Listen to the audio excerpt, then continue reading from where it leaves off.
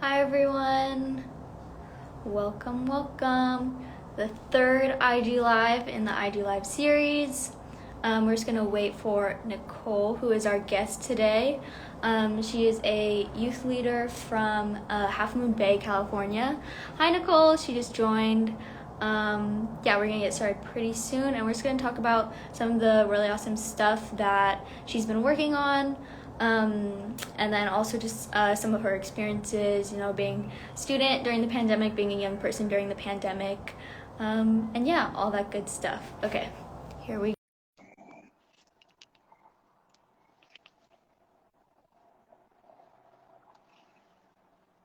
Yes, is it working? Hey! Well, hi. Hi, I'm so Hi, thank excited you so to much for be being here. here. Thank you for Awesome. letting me be a part of this. I'm excited to talk today. Awesome. Oh, this is so exciting. So happy first day of Women's History Month. Exciting. We Thank made it you. to March. So today we're going to talk about a whole bunch of stuff. You've been doing some really awesome things with Wildlife and in Half Moon Bay, especially around conversations around mental health and all that good stuff. So that's most of what we're going to be talking about today. And thank you everyone who has tuned in so far.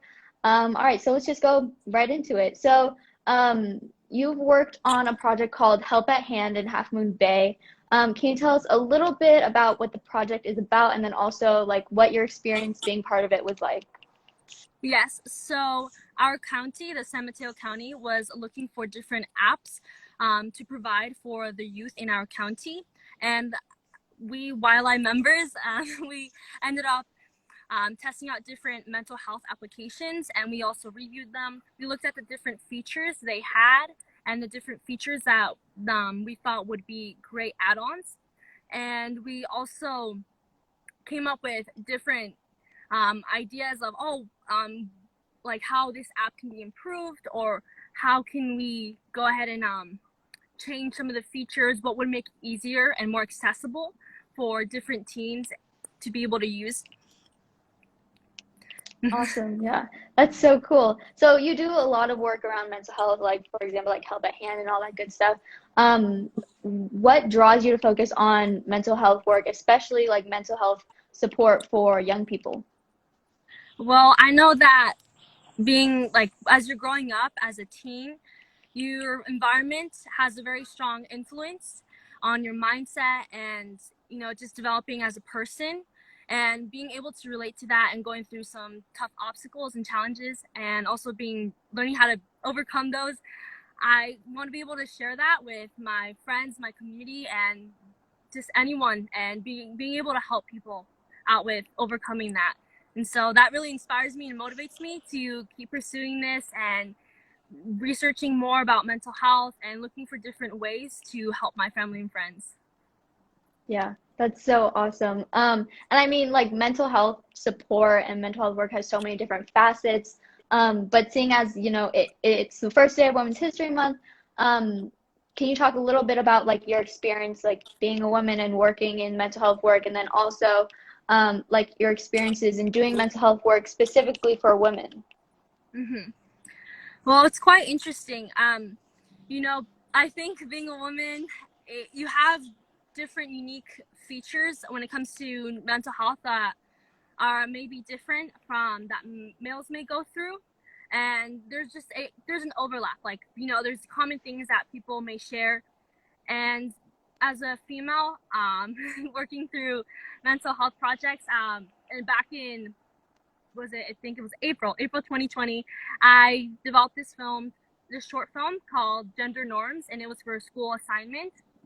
And this project really allowed me to reflect on the different ways society has affected my mental health as a female. And I even asked like my male cousins and friends, like, how has society influenced you, and how has that impacted your mental health? And through that, we created this film called Gender Norms, and you're welcome to go check it out. It's actually, I don't know if it's mentioned in the article for the youth at the table, but I know I have it up in my YouTube channel.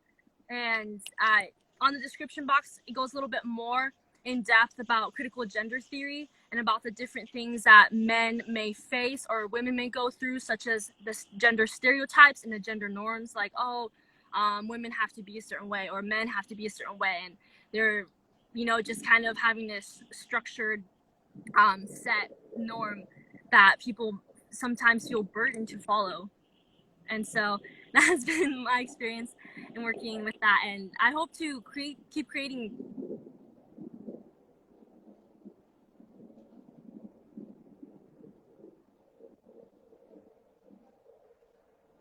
the work. So, you know, with school and then work, it's definitely a balance.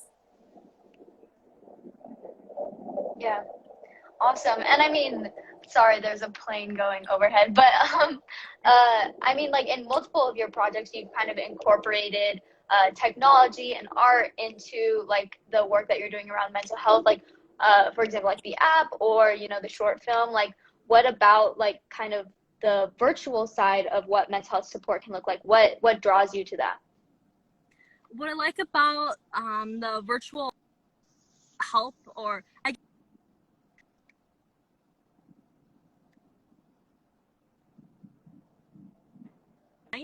think only certain amount of people can go and be present physically, but through online you can reach a larger amount of people and being able to share more and help more people, like a larger, yeah, just a larger group of people online. And yeah, it's a little bit different and unique online than being present, because I feel like online, you know, everyone's on it behind a screen, and sometimes when a person's not there, it can be a little bit hard to even just push yourself to follow or even do like some of the exercises. Like sometimes I see people have lives and they do meditations or like they do breathing exercises for anxiety, and then for some, you know, it can be hard to follow and when you're not present. And but the good thing is that you do have a larger reach.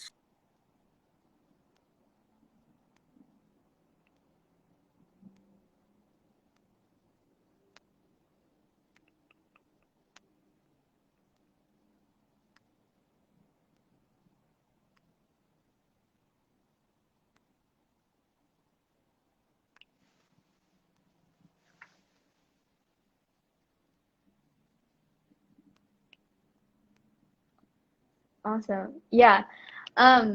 So I mean, clearly you're super involved, like, in mental health work and in your community. What kinds of conversations around specifically youth mental health do you hope that your work kind of creates or encourages? Helping that conversation around youth mental health encourages more empathy, more sympathy, and more.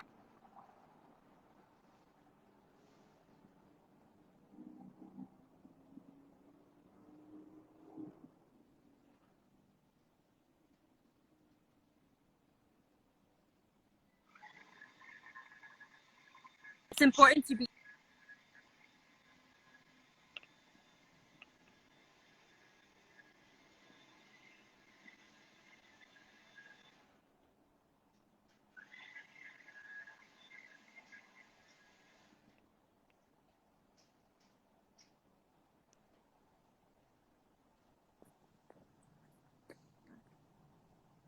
Yeah, awesome. Um, so going kind of switching a little bit, but talking a little bit more about your Youth at the Table blog. Within that blog, you talked a little bit about how you were working with a local government structure, like you presented to the city council. What was your experience advocating for like such an important topic or a really important topic such as mental health and other things that other spheres that you kind of work in? Like presenting and advocating for those topics in spaces where there really isn't very much youth representation, like city councils. What was your experience doing that? Well, to be honest, I remember hearing about the city council meeting. I was quite nervous. I wasn't like, I didn't know I was gonna go up there and present or talk about homelessness in our community. And when it during the process of just like waiting and anticipating to go up there and talk in front of a large crowd, I was a bit nervous. Like, I didn't feel like I was prepared. I didn't feel like, oh, perhaps they're just gonna think I'm a teen, and it's my words are a little bit irrelevant. Maybe they don't think I'm educated enough to even know about these topics, and maybe my words are not going to be very structured or formal enough. There's all these like little nerves. Just I was kind of overthinking before presenting, and I ended up talking about how people in our community are struggling with homelessness and even just being able to afford housing. We live in California. It's quite an expensive state, and the San Mateo County is also another expensive county. And I ended up sharing about some of the things that I've witnessed and seen around my community. I know that in my community, I've witnessed homelessness, and I've even actually experienced that myself. And it was a lot being able to talk about that, because I've kind of kept it a secret, and I know a lot of families are keeping that a secret as well. And there's a lot of fear with having your children taken away to foster care, having your children, being taken away because you as a parent can't afford services, and you can't afford housing, and with all the legal rules, there's a lot of fear, and a lot of people even just feeling stigmatic to not even be able to afford a house or live in a house or have resources. When I didn't have resources, such as I didn't have like a restroom, I didn't have a kitchen. I had to go. My cousin.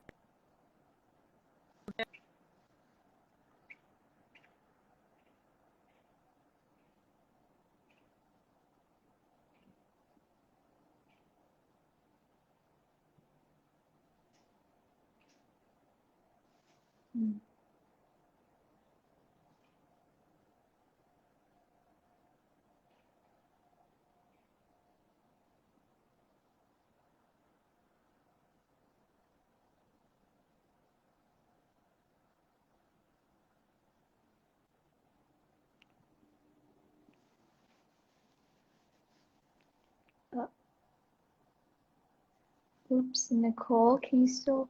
Okay, you're back.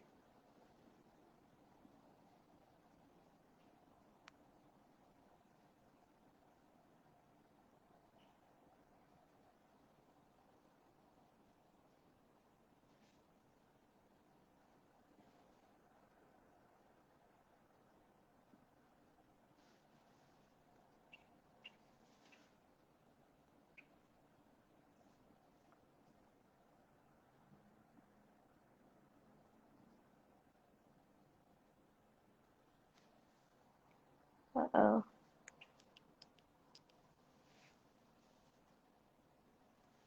Nicole, can you hear me?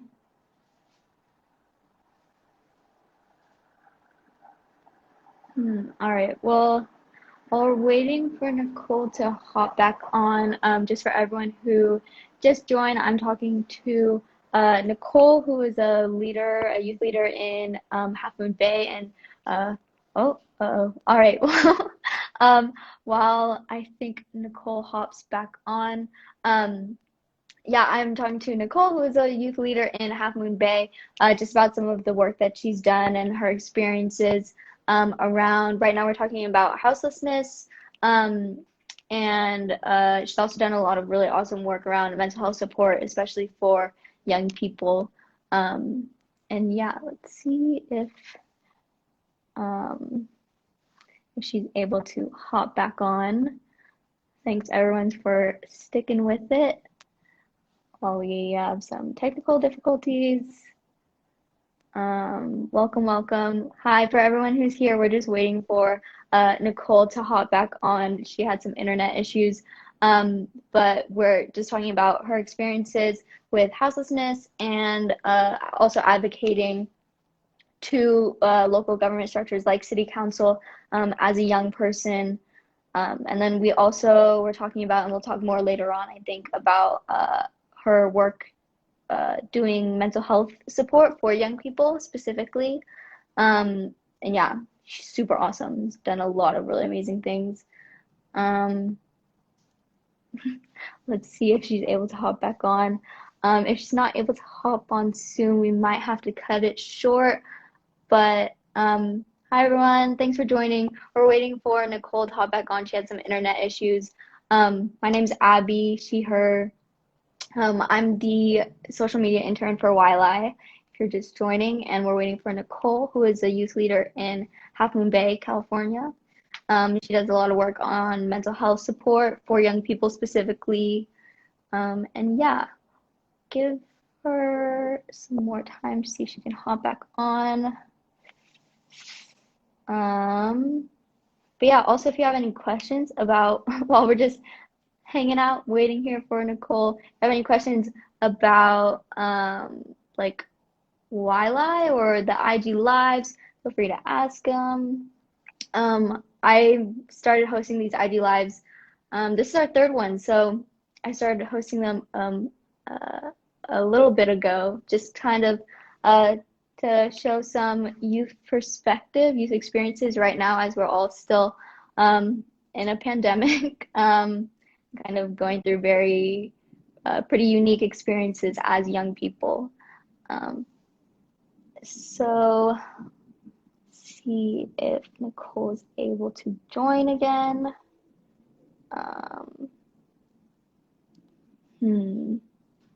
Okay. Well,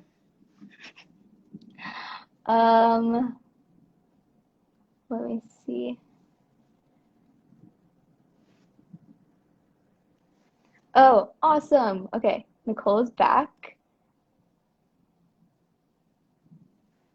Okay.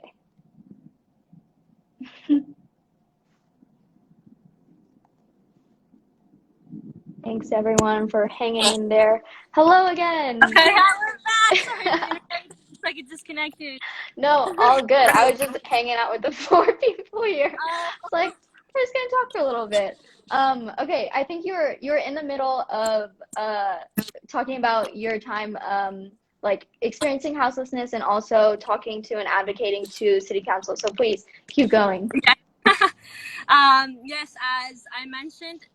Okay, so I don't know where I got cut off, but I'll just kind of like mini summarize. So yes, Perfect. as I experienced homelessness, it was very hard and it did impact my mental health. And there was a form of stigma and kind of shame when it came to even just being able to talk to that. I didn't really I didn't tell a lot of people about it, and not even knowing who to go to, because there is this fear of just not knowing if child protection services were like going to come in and take me away from my family and my sisters and I, because we're not in a in an actual home, and it's not in a really safe environment. And as I mentioned at Help at Hand, when we were working with different apps, we were looking at different things and features that we as YLI and Youth Institute or Youth Leadership Institute members, what we thought were good additions to the applications. We were talking about how like these anonymous chat kind of little groups seem to be a good idea, and a lot of people agreed on that. And so that's another form of just being able to talk to someone and not kind of be scared of them knowing you in the sense, but just being able to talk and have your voice heard, even if they may not know you, but just still having some form of support, even if it's anonymous. We were talking about that, and that was a very popular feature that a lot of YLI members requested and agreed that, this would be a cool feature to have in our mental health application. And some of the applications, I think one of them did have something similar to that, but it was still new and still being developed. And so the way how that process was working, we were still learning about how to keep it safe as well, because obviously online safety is important, and you want to make sure that you're talking to real people and not some just you don't know who be interacting with. You just want to keep it safe. But yeah, with that experience, it also motivated me. Surprisingly, I used that as a form of motivation. I told myself, okay, I feel this way, and this is happening for a reason, and one day I'm gonna be able to share this story and share people how I overcame this, and how you can get through it too. And I know that there are other people right now going through this, and I'm not alone. And I hope that I can help them one day too as well.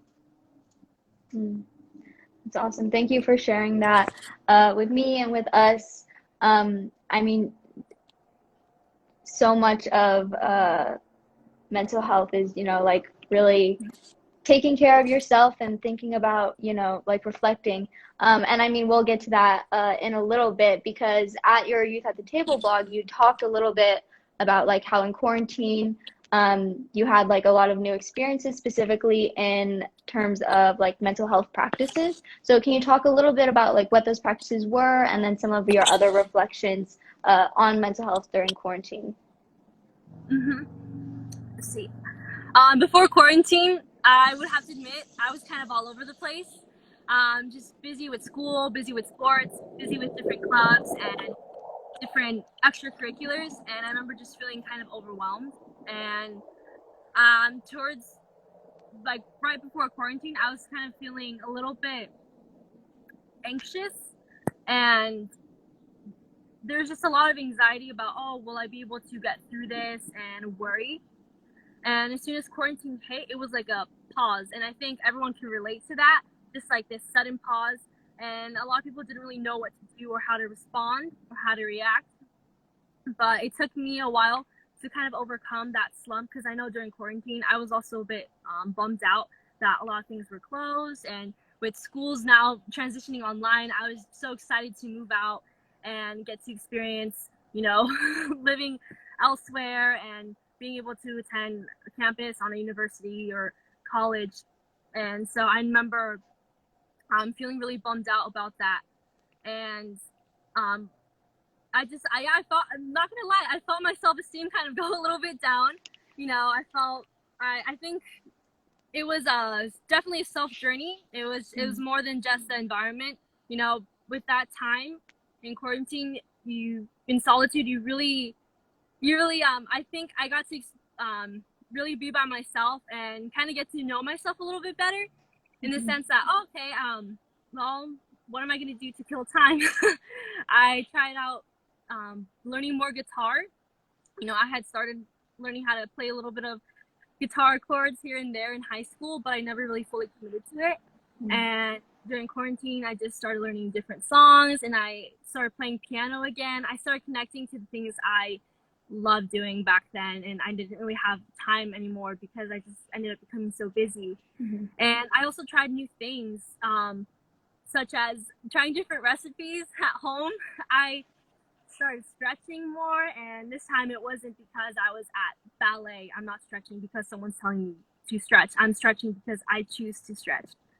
And so at the time when there was just so much, I guess, how do I put it? There was so much weariness, and mentally I felt drained, and I felt very unhappy in the place that I was. And I was really demotivated. I was demotivated to even just keep moving forward and get better. But the process and how I ended up overcoming that, I took, with that pause, I took the time to really observe my thoughts, my actions, my behaviors, and asking myself, how am I feeling? And not just brushing it off and not distracting myself with technology or work, because sometimes I tend to distract myself with work. I tend to do that.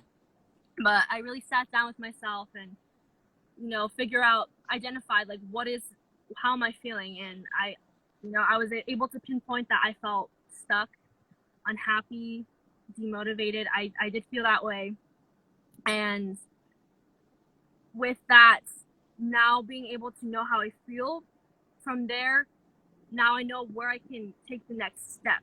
And from there, coming from a place of love and nurture, you don't want, I try not to be judging towards myself. I try not to use judgment towards myself. I was like, you know what?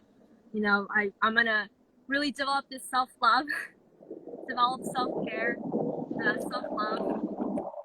And so with that, I started with baby steps. I said, okay, if I can't, I'm not going to be 100% like feeling better the next day.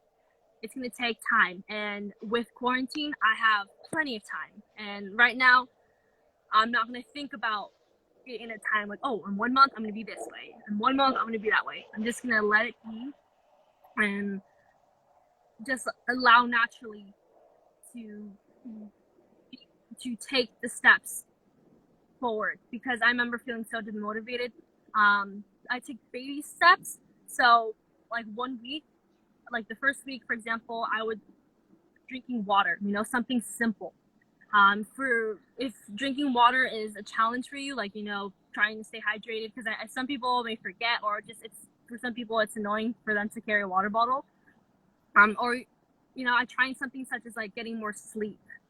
And for me, I was like, okay, I'm gonna go to sleep early. I'm gonna wake up early, because this may sound like something my parents would have told me when I was younger, and it may seem like a chore, but knowing myself, it's gonna be a form of self-love, because I know that when I go to sleep early and I wake up early, I feel good, as opposed to staying up till 2 a.m. and then sleeping in and still kind of feeling a little bit sluggish. And another way, I started incorporating more healthy foods. And I think a lot of people get confused with, like only healthy foods, or like the whole eating process. And that's another form of another piece of mental health that I feel like really can be challenging for some.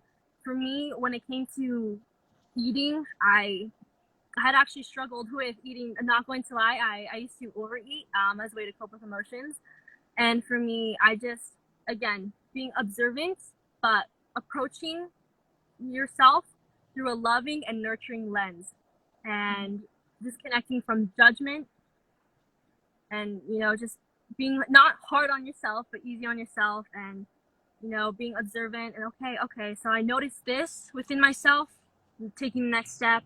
For me, I was pursuing that feeling of feeling good and feeling better. As I mentioned earlier, going to sleep early and waking up early made me feel better than staying up till 2 and sleeping in and just having like a weird sluggish feeling in the morning. And even just taking the time to meditate. Taking 1 minute, 5 minutes seemed like so much. 3 minutes seemed like a lot. 1 minute was okay, challenging, but it's doable. Mm-hmm. And, you might even start with 30 seconds. Just kind of silencing everything, closing your eyes, taking a deep breath, even listening to piano music or classical music. Some people find that relaxing, or binaural beats. Some people find that useful and easy to concentrate. And with that, taking those baby steps, building habits and creating, like, practicing those habits, or practicing those actions so that they become habits. Something that one of my mentors told me in acting, I went to this acting school called Barbizon. My mentor told me that there is no secret to becoming successful, or just becoming a successful actor as well, because it was an acting school. She was saying it's all about building habits and staying consistent, such as going to work early, or showing up with a pen and paper and being ready to take notes, listening, sitting down, not talking over the teacher, building positive habits and staying consistent with those positive habits. And same thing with mental health, whether that's sleeping early or drinking enough water for your body. I know everyone has different everyone has different needs for the amount of water that they need in their body. But really getting to know that and staying consistent with you know, that just practicing those actions and behaviors and pursuing that feeling of feeling good. And another thing that with giving yourself attention, your body attention, you know, human beings are very social creatures. We're very social beings and animals. Since by the time when we're born, we're already craving attention. We're already wanting attention from our parents, from our mothers, and just giving yourself attention is a form of nurturing and self-love. So that's something to remember. And I hope that, that you guys find that helpful. You know, if you're struggling or if you're in a process in the journey of self-love, you know, giving yourself that attention and nurture and approaching your observations with love and a loving mindset. I mean, that's a form of self-love, and that's a great way to start. Yeah. Wow. Awesome. That was so powerful. I especially love just like the idea of approaching yourself with like a lens of love and like nurturing. I mean, I think that's a beautiful way to end the live. We've run out of time, but thank you again so much, Nicole, for joining us and for speaking with me about all these really powerful perspectives and experiences. And thank you everyone who's here and tuned in and hung out with me. I Oh, really thank you. appreciate it. Yeah. All right. Thanks everyone, and I will see you next time. Bye. Thank you so much.